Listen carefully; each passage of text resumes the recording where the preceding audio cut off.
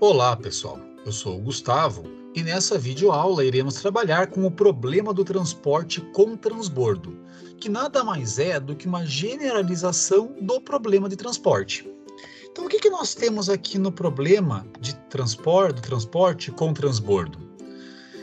Quando era só no problema do transporte original, nós tínhamos um conjunto de origens e um conjunto de destinos. No problema do transporte com transbordo, nós teremos aqui pontos intermediários, que são justamente os pontos de transbordo.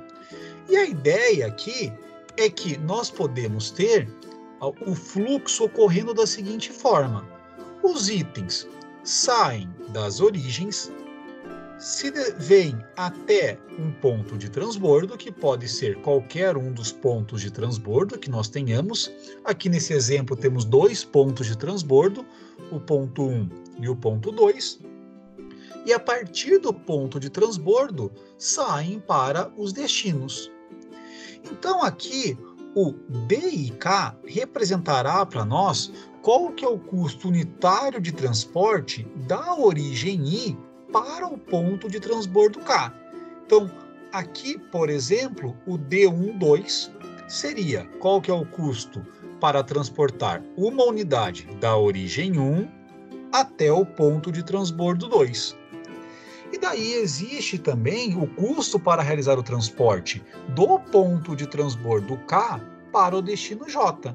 Então, poderíamos ter aqui o E23 como sendo o nosso custo para transportar uma unidade do ponto de transbordo 2 para o destino 3. Uma outra configuração mais geral é nós tratarmos da seguinte forma, de que nós podemos ter, além dos transportes via ponto de transbordo, ter o transporte direto de cada origem para cada destino. E daí, esses custos unitários serão lá os C e J que nós já tínhamos anteriormente no problema de transporte. Ou seja, quanto que custa transportar uma unidade da origem I para o destino J, e é representado pela letra C e J. E daí aqui nesse caso, nós vamos ter algumas coisas a mais em termos de parâmetros do modelo.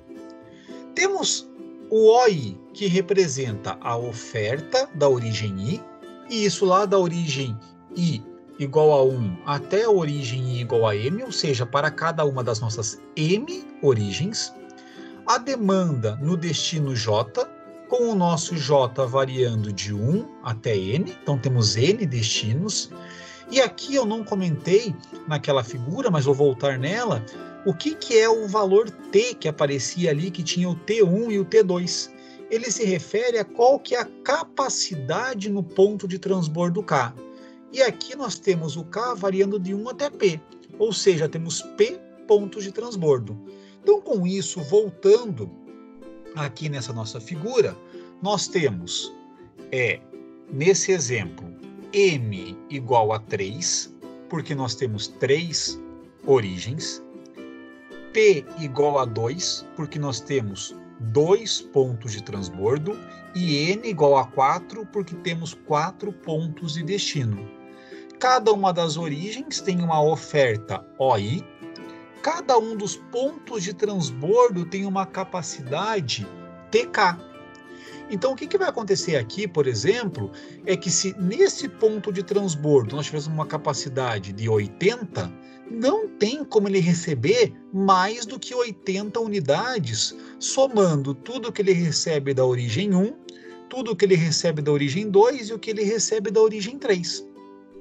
A mesma coisa, de forma análoga, temos aqui para a capacidade do ponto de transbordo T2. E temos também qual que é a demanda em cada um dos destinos. E essas demandas são dadas lá por DJ. DJ representa a demanda do destino J. Então, além dessas informações referentes à oferta, demanda e capacidade do ponto de transbordo, nós teremos como parâmetros aqueles custos, seja o CIJ, que é o custo unitário de transporte da origem I para o destino J, DIK, como sendo o custo unitário de transporte da origem I para o ponto de transbordo K, e EKJ como sendo o custo unitário de transporte do ponto de transbordo K para o destino J. Então, o que eu vou fazer aqui com vocês é um modelo matemático da forma mais geral possível, complementando o modelo original e, além disso, permitindo com que se faça o transbordo. Poderia ter um cenário mais simplificado, que seria eliminar a possibilidade de transporte direto da origem I para o destino J. Nesse caso, C e J deixa de ser parâmetro e as outras coisas continuam sendo. Continuaremos tendo ali daí os custos de transporte da origem I para o ponto de transbordo K e do ponto de transbordo K para o destino J, assim como as ofertas em cada origem, as demandas em cada destino e a capacidade de cada um dos pontos de transbordo. Nessa forma geral, as nossas variáveis de decisão envolvem aqui 3 tipos de variáveis. Uma delas que é a x e j, igual nós tínhamos anteriormente, que é a quantidade transportada da origem I para o destino J. Se nós não tivermos isso no modelo, se for obrigatório passar pelo ponto de transbordo, não existiria essa variável x e j, assim como não existiria lá aquele custo c e j que comentamos anteriormente. Aí temos também como variáveis de decisão y e k, que é a quantidade transportada da origem I para o ponto de transbordo K, e ZKJ, que representa a quantidade transportada do ponto de transbordo K para o destino J. Então, uma vez que nós temos os nossos parâmetros do modelo e as nossas variáveis de decisão, nós conseguimos passar ali para a construção do modelo matemático, que terá, junto com ele, a função objetivo e as restrições a qual ele está sujeito. Nossa função objetivo será minimizar o custo total. Então, no caso anterior, nós tínhamos simplesmente que o custo da função objetivo era o somatório de igual a 1 até m, somatório de j igual a 1 até n, c e j vezes x e j. Mas agora, além desses custos, nós podemos ter também os custos de enviar os itens da origem para os pontos de transbordo e dos pontos de transbordo para o destino. De forma que essa parcela aqui é uma parcela nova, referente à existência do transbordo. E aqui, essa primeira é a original que nós já tínhamos no problema de transporte. Pessoal, então aqui nas restrições agora, nós teremos o seguinte. Anteriormente nós tínhamos que o somatório em J igual a 1 até N de x e J era menor ou igual a OI. Isso acontecia porque toda saída da origem I se resumia a sair para algum destino J. Agora, além da saída da origem I para o destino J, é possível a saída da origem I para o ponto de transbordo K. Então, esta parcela aqui de somatório acaba representando a quantidade total que sai da origem I para algum ponto de transbordo. E da mesma forma, nós vamos ter uma adaptação no que se refere ao atendimento da demanda lá no ponto J. Por quê? Antes, a única maneira de atender a demanda DJ era por meio da saída da origem I. Agora, além de atender a demanda lá no destino J por meio do que vem das origens I, também é possível pelos pontos de transbordo lá K.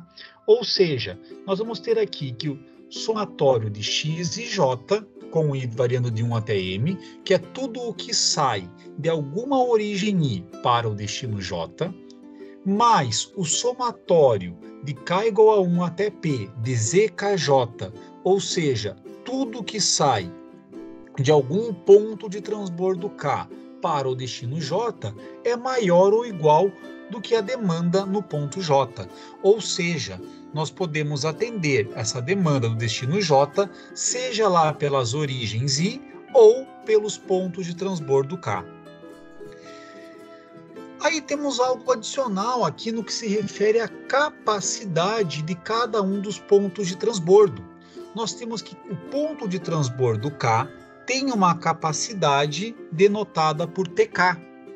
Então, tudo que chega nele, ou seja, o que sai de alguma origem, para chegar até o ponto de transbordo K, tem que ser menor ou igual a essa capacidade do ponto de transbordo TK. Portanto, teremos que somatório de igual a 1 até m de y e k é menor ou igual a tk, e isso para todo k.